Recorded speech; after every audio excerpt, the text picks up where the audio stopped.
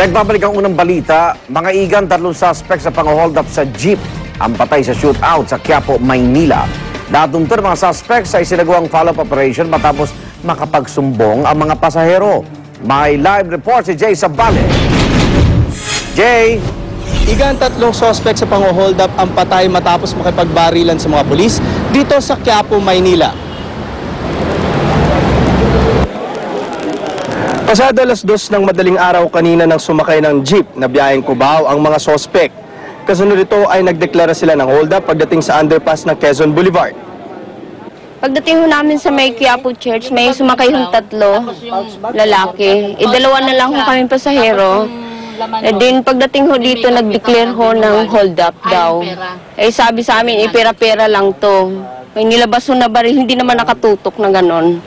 Isa nervyos ko, sabi, pera-pera na lang. Binigay ko yung cellphone ko at yung cash kong pera sa bulsa.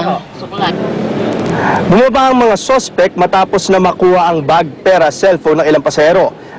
Agad namang nagtungo ang mga biktima sa mobil na nakaistasyon sa pag-akyat lamang ng underpass. Nagsagawa ng follow-up operation ng mga pulis at nagpang-abot sila ng mga sospek sa underpass. Gawa ng kagad ng kapulisan natin, tumawag din ng backup din sa iba. Ito ngayon parang nung yung iba sumalubong dito, yung iba umikot naman dito at yung iba umikot dito. So parang na-envelope ngayon yung mga taong to. So yun, kaya nagkakaroon ng enkwentro na ganito. Dead on the spot ang 2 sa mga sospek. Tinakbo pa ang isang sospek sa Sampaloc Hospital pero di na siya umabot ng buhay. Na-recover sa mga sospek ang 3 kalibre, 38 na revolver. Sa ngayon, inaalam pa ng mga pulis kung sa anong grupo kabilang ang mga 3 sospek na napatay. Igan? Maraming salamat, Jay Sabali. Nagulat po live mula sa Maynila. Katarungan ang hiling ng ina ng call center agent na nabundol sa Pasig kahapon na madaling araw. Hindi pa rin pumatuntun kung sino ang driver ng nakasagasang kotse. Darito ang report ni Maris Umali. Hinang-hina at hindi pa rin matanggap ng ina ni Nor Hanifa Cubon ang pagkamatay ng kanyang 20 taong gulang na anak matapos mabiktima ng hit and run. Si Nor Hanifa daw na bundol at nasa punerarya na. Na-shock talaga ako. Papasok daw sa kanyang pinagtatrabahuhang call center si Aifa bandang alas 12:30 ng madaling araw nitong Miyerkules nang mabangga habang tumatawid sa bahaging ito ng Meralco Avenue sa Pasig City. Ayon sa mga nakasaksi, pulang Mazda raw ang nakasagasa. May kausap daw noon sa cellphone si Aifa nang matumbok ng kotse. Napasampa pa nga raw ang biktima sa hood ng naturang sasakyan pero sa lakas ng tama, tumilapon pa siya sa concrete gutter. Ang masaklap nito, hindi man lang huminto para tumulong ang nakabundol na sasakyan. I-pronounce yan dead on the spot nung responding rescue.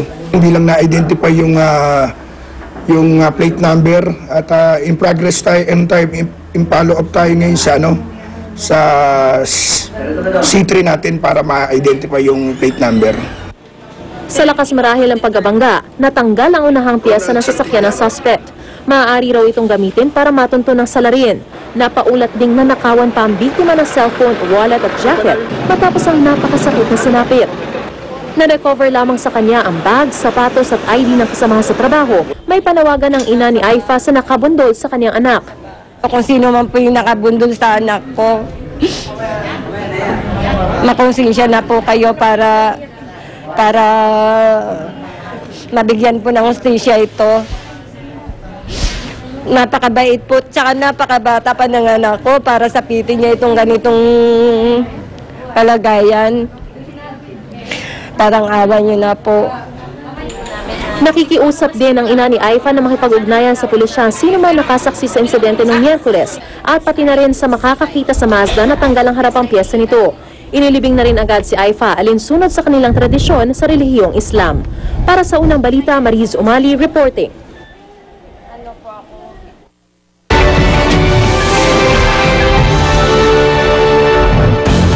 Halos 10 taon pagkalipas ng 9/11 attacks, exhibit tungkol sa terorismo sa World Trade Center noong 2001, tampok sa isang museum sa Washington, D.C. Ang exhibit ay pinamagatang War on Terror, the FBI's new focus. Tampok dito ang mahigit 60 artifacts na nakolekta ng Federal Bureau of Investigation mula sa 9/11 attacks. Kabilang sa artifacts sa mga damit at sapatos, mga cellphone, pager at iba pang gamit.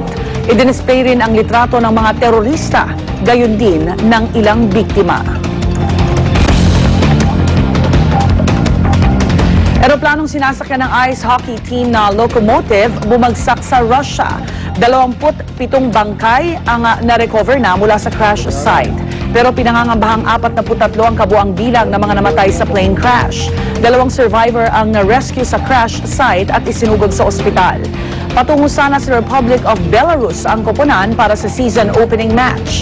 Patuloy pang iniimbestigahan ang sanhi ng plane crash. Labis ang dalamhati ng mga taga-Russia sa trahedyang sinapit ng isa sa mga hinahangaang koponan sa Continental Hockey League. Amazing Balita! Guinness World Record para sa pinakamahabang tenga ng nabubuhay na aso na itala po ng isang coonhound mula sa Colorado sa Amerika.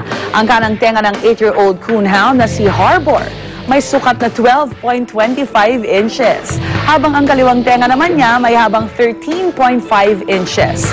Ayon sa kanyang amo, madalas daw natitiso ditong si Harbor dahil natatapakan nito ang mahaba nitong tenga. Ang tenga ng mga coonhound ay hindi ginagamit sa pandinig, kundi sa pang-amoy.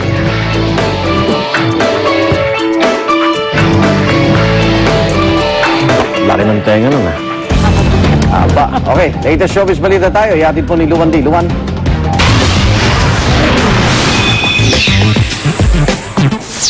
Salamat, Igan. Lea Salonga, isa sa mga napiling mag-judge ng 2011 Miss Universe Beauty Pageant sa Brazil. Bukod kay Lea, mag-judge din sa pageant ang ilang sikat na personalidad mula sa iba't ibang bahagi ng mundo. Idaraos ang Miss Universe Pageant sa September 12. Si Binibining Pilipinas Universe, Shamsi Supsop, ang pambato ng Pilipinas sa prestigyosong pageant. Lady Gaga ay sinusulong ang pag-alala or pag-alala sa mga biktima ng 9/11 attacks. Yan ang chika ko mamaya, kaya tutok lang.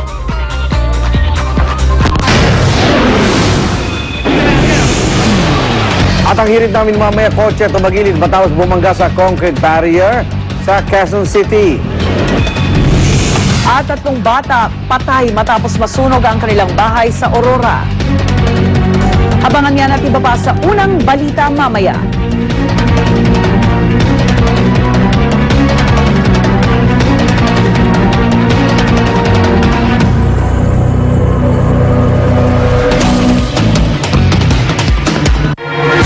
Wouldn't it be nice to live in a peaceful, safe, and secure society?